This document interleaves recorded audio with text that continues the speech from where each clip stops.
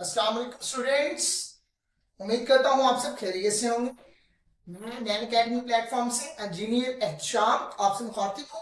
Students, हमने 1.3 start की हुई थी। आज क्वेश्चन नंबर 6 करना है स्टूडेंट्स, और क्वेश्चन नंबर हम 7 प्रीवियस लेक्चर में कर चुके हैं। ओके स्टूडेंट्स, क्वेश्चन नंबर 6 क्या है स्टूडेंट्स? देखने में तो हमें बहुत मुश्किल लगती है, मगर जब हम पढ़ते हैं और फोकस करने की स्टूडेंट्स आपकी देर होती है, क्वेश्चन हमारे लिए हलवा हो जाता है।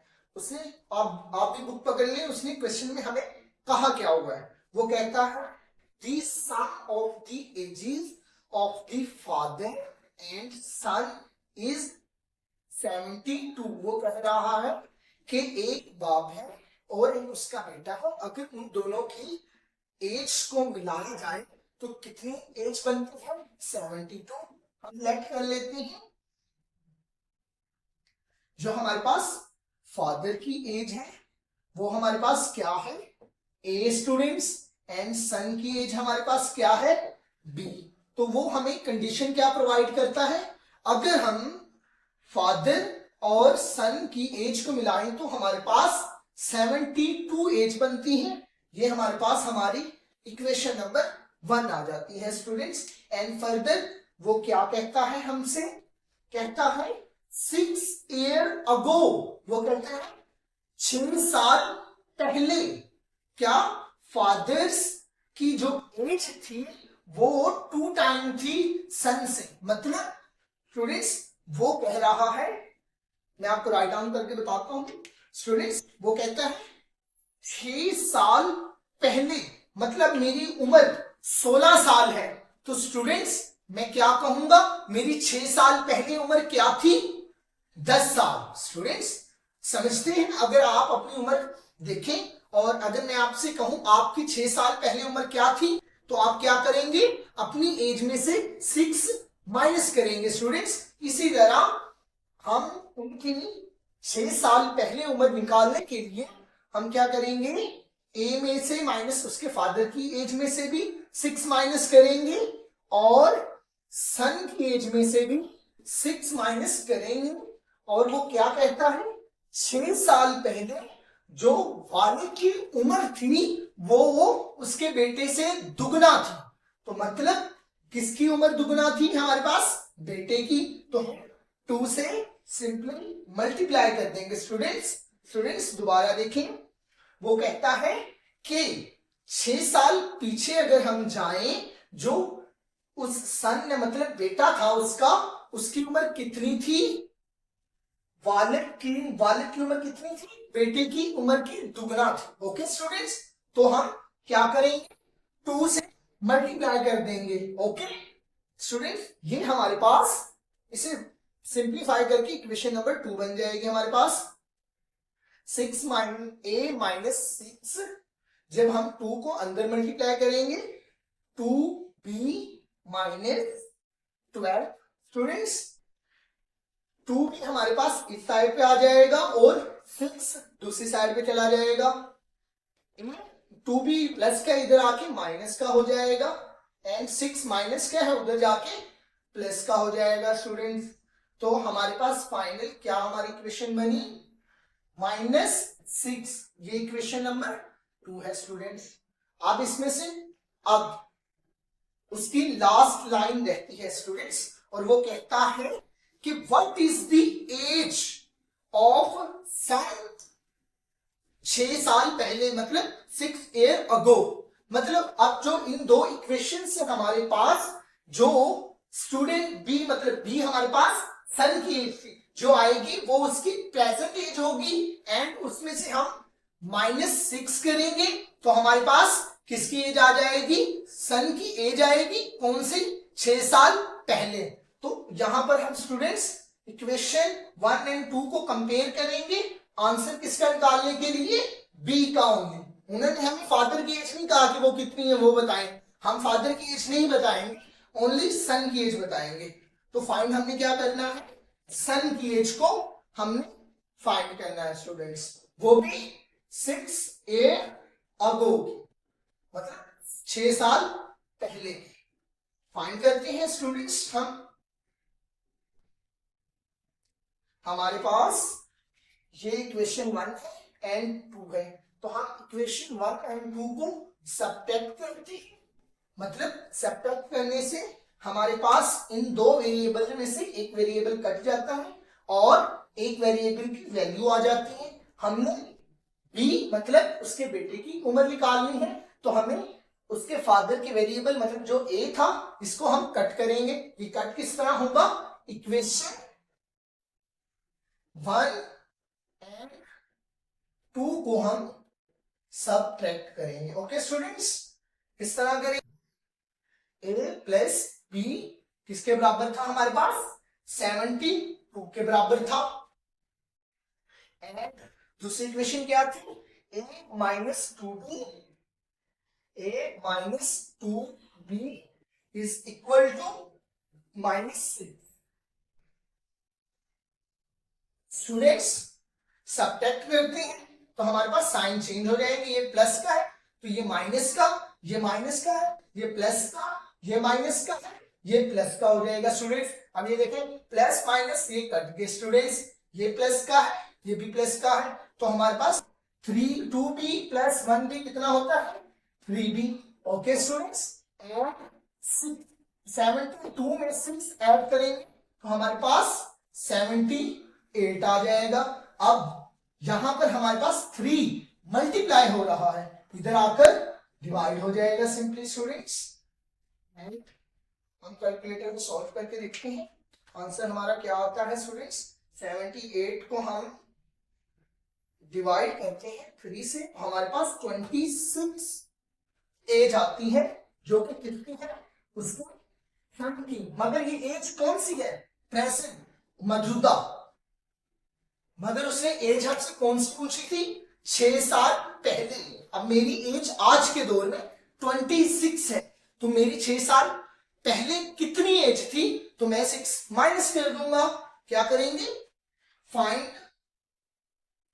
As of son 6 year ago.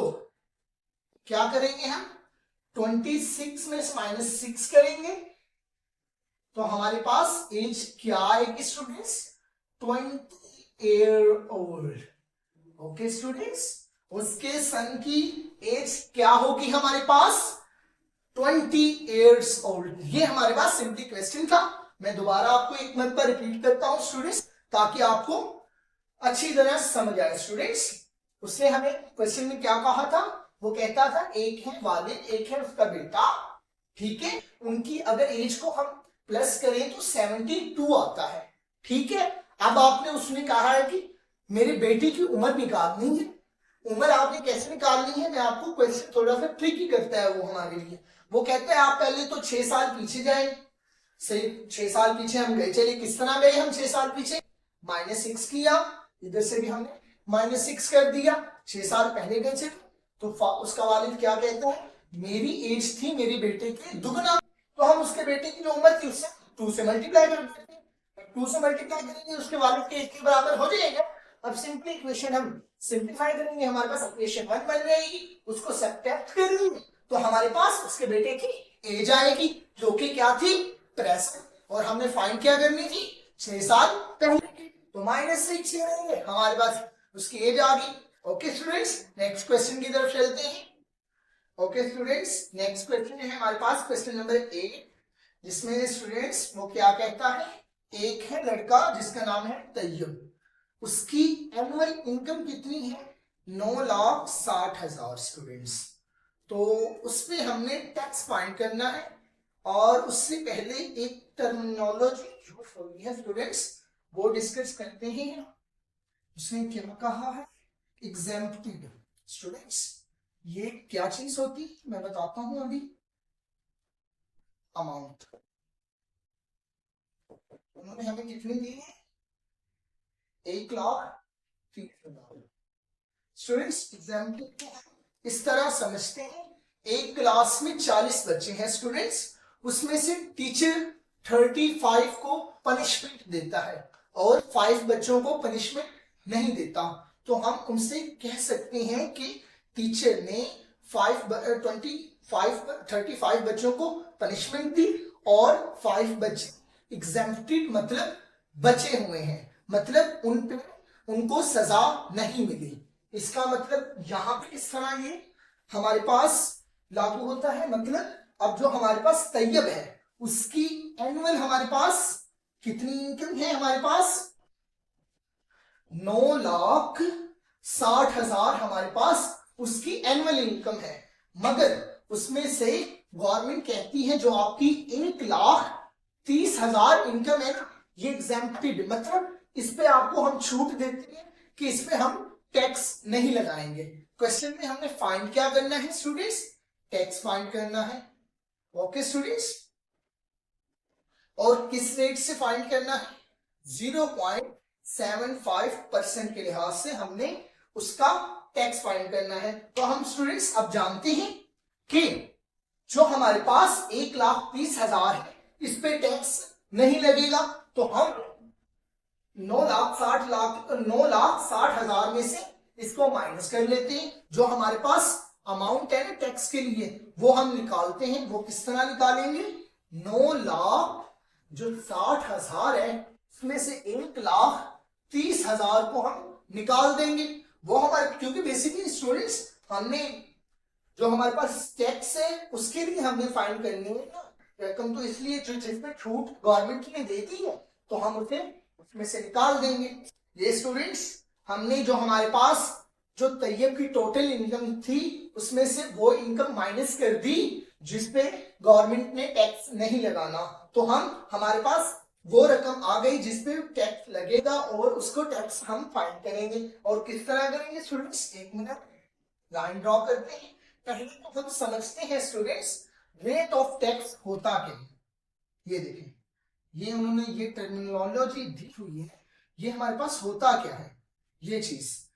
Students countries में डिफरेंट टैक्सेस लगते हैं। जब आप सैलरी हमारे पास देखिए स्टूडेंट्स, अब मैं किसी भी अदारे में काम कर रहा हूं तो मुझे सैलरी मिलती है, फॉर एग्जांपल 1,00,000 मिलती है स्टूडेंट्स सैलरी, तो उसमें से वो मेरे टैक्सेस काटते हैं जो कि गवर्नमेंट के पास जाते हैं। तो हर कंट्री का अपना अपना शेड्यूल होता है। जैसे मेरे पास 1,00,000 सैलरी है, 1,00,000 मुझे सैलरी मिलती है, उसमें से 7500 मतलब जो हमारे पाकिस्तान में है मतलब 0.75, तो हमारा 7500 मेरा 1,00,000 में से tax as a tax cut जाएगा स्टूडेंट्स।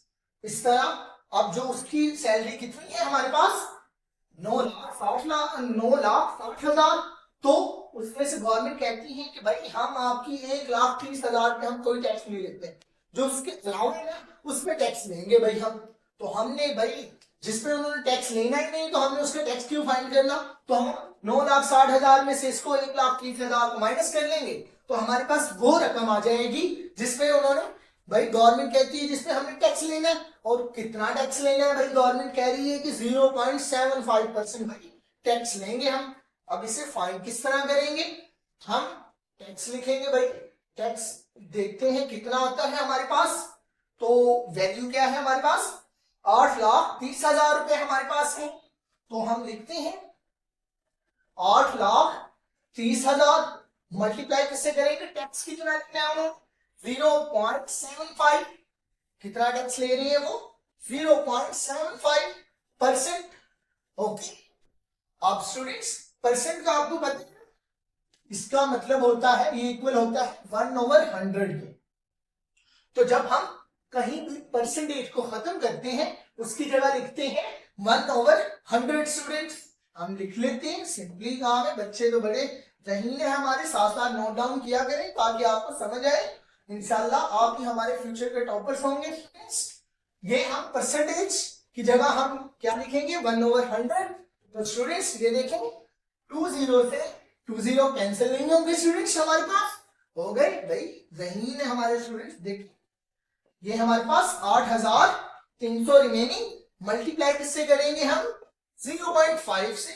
स्टूडेंट्स हम इतना दिमाग भाई क्यों खपाएं जब हमारे पास कैलकुलेटर है स्टूडेंट्स। जब 8,300 को मल्टीप्लाई करेंगे 0.75 से आंसर क्या आ गया 6,225, 6,225।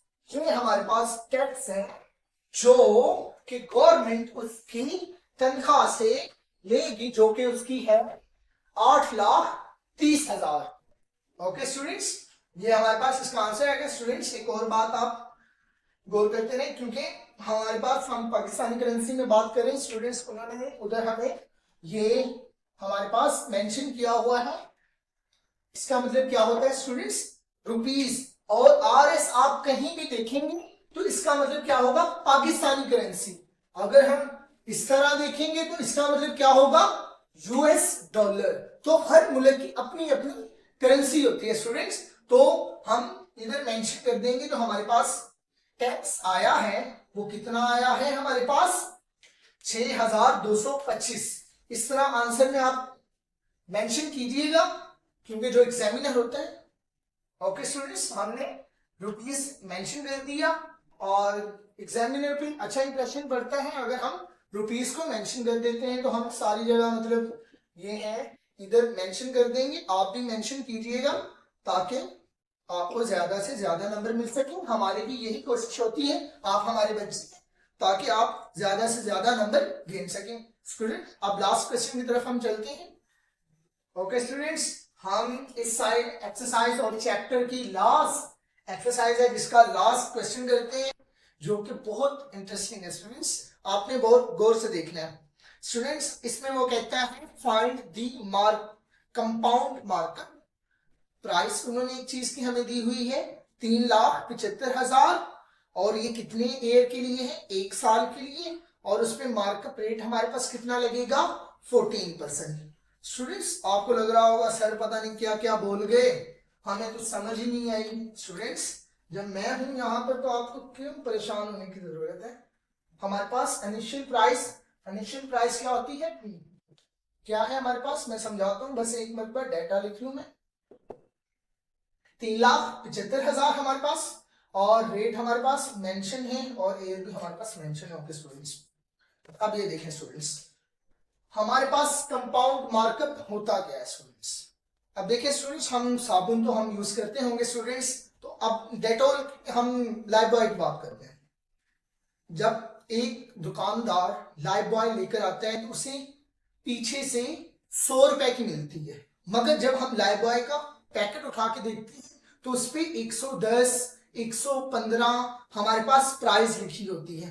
वो प्राइस किसके लिए होती है, वो कस्टमर के लिए प्राइस होती है, ना कि शॉपकीपर के लिए। जब वो पीछे से साबुन लेके आते हैं उसे 100 रुपए की मिलती है और जो आगे 10 रुपए प्रॉफिट आपसे वो कमाते हैं, तो जो उसने 10 रुपए कमाए हैं वो हमारे पास क्या है, कंपाउंड मार्कअप। मतलब मुख्तलिफ कंपनियां होती हैं और इसमें टाइम का होना बहुत जरूरी है। अब ये थोड़ी ना कि वो 10 रुपए पूरी उम्र ही कमाते रहेंगे भाई। आज से मैं 3 साल पीछे जाके देखता हूँ तो लाइफबॉय 60 रुपए का था, 50 रुपए का था, अब 100 रुपए का, 110 रुपए का। तो इसलिए इसमें टाइम भी बहुत जरूरी है स्टूडेंट्स। ओके, ये हमारे पास कंपाउंड मार्कअप होता है, जो कि आपको उम्मीद करता हूं समझ आ गई होगी। अब इसका फार्मूला हम देखते हैं स्टूडेंट्स। जो हमारे पास ये फार्मूला है आपको बड़ा अजीबोगरीब सा लग रहा होगा, मगर नहीं स्टूडेंट्स, ये मैंने नीचे उसकी डिटेल पे लिखी है आपके लिए स्टूडेंट्स। ये देखें ए हमारे पास क्या होता है, A is a final price after markup. मतलब हमें दुकानदार को कितने की साबुन मिली थी, 100 रुपए की, ठीक है। ये हमारी क्या प्राइस थी, इनिशियल। और जबकि ए हमारे पास क्या होती है, फाइनल प्राइस, जिसमें हम मार्कअप ऐड कर देते हैं। तो दुकानदार कितने पैसे कमा रहा था, 10 रुपए, तो हम उसमें 100 में 10 रुपए ऐड करेंगे, 110 बन गए। तो ये हमारे पास क्या है, फाइनल प्राइस है मार्कअप ऐड करने के बाद। P is the initial price. मतलब जब हमने मार्कअप, जो हमारे पास मार्कअप है उसे हमने ऐड नहीं किया होता, वो हमारे पास इनिशियल प्राइस, मतलब शॉपकीपर को 100 रुपए का साबुन मिला, ये पी है हमारे पास। Rate is the markup rate, कितना उसे परसेंट रेट लगा। अब स्टूडेंट्स वो 110 रुपए की साबुन बेच रहे हैं ना, तो वो 10 मार्कअप रेट, 10% मार्कअप रेट पे बेच रहा है। हम फार्मूले में पुट करके इसे प्रूव भी कर सकते हैं students. And last is T, जो कि इसकी पावर है स्टूडेंट्स। टी हमारे पास क्या है, time. Time is the in year, के वो कितने सालों के लिए 10% या 14% मार्कअप रेट रहेगा और वो कितना प्रॉफिट कमाएगा। स्टूडेंट्स आप क्वेश्चन की तरफ देखते हैं।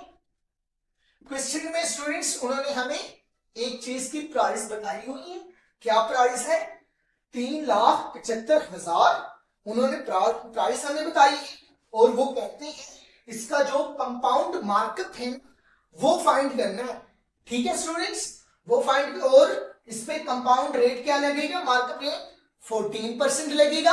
कितने साल के लिए लगेगा, 1 साल के लिए। तो हम सिंपल फार्मूले में वैल्यूज पुट करते हैं।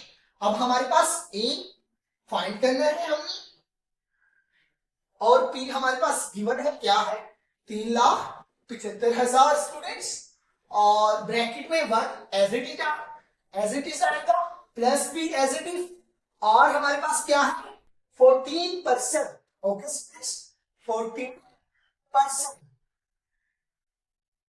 ओके, टी हमारे पास क्या है, टाइम कितने के लिए, 1 ईयर के लिए। स्टूडेंट्स उन्होंने पहले ही 100 से डिवाइड किया हुआ है, तो हम सिंपली 14 लिखेंगे, उसके साथ परसेंट नहीं लिखेंगे। आगे फर्दर सॉल्व करते हैं। स्टूडेंट्स जैसा कि आप जानते हैं प्यारे बच्चे, हम ब्रैकेट को पहले सॉल्व करते हैं। 1 में पावर तो इससे हमें कोई फर्क नहीं पड़ता। जब हम 14 को 100 से डिवाइड करेंगे हमारे पास क्या आएगा, 0.14, एंड फर्दर सॉल्व करें तो हमारे पास 3,75,000 क्या 1.14, ये हमारे पास 1 जब ऐड होगा 0.14 से हमारे पास 1.14 आ जाएगा। ये मल्टीप्लाई होगा 3,75,000 से। हमारे पास कैलकुलेटर हम यूज करते हैं, मल्टीप्लाई बाय 1.14, क्या आंसर आया हमारे पास, 4,27,500। क्या आया, 4,27,500। स्टूडेंट्स ये हमारे पास फाइनल प्राइस आई है। स्टूडेंट्स उसने बुक में हमें क्या कहा था, हमने मार्कअप रेट फाइंड करना है। मार्कअप, कंपाउंड मार्कअप क्या होता है, जब हम फाइनल मतलब ए में से कंपाउंड मार्कअप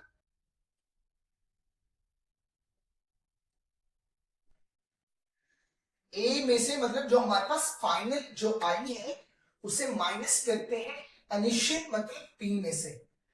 कंपाउंड मार्कअप को हम सिंपली अपनी जुबान में कह सकते हैं प्रॉफिट जो दुकानदार कमा रहा है साबुन के पीछे, जैसे वो 10 रुपए कमा रहा था स्टूडेंट्स, तो हम 4,27,500 में से माइनस करेंगे 3,75,000 को। स्टूडेंट्स ओके माइनस करते हैं, क्या आता है, कैलकुलेटर है हमारे पास, माइनस करेंगे 3 लाख, हमारे पास क्या है 75,000। एक्यूरेसी स्टूडेंट्स हमारे लिए बहुत मायने करती है, इसलिए मैंने आपके लिए 2 मरतबा किया।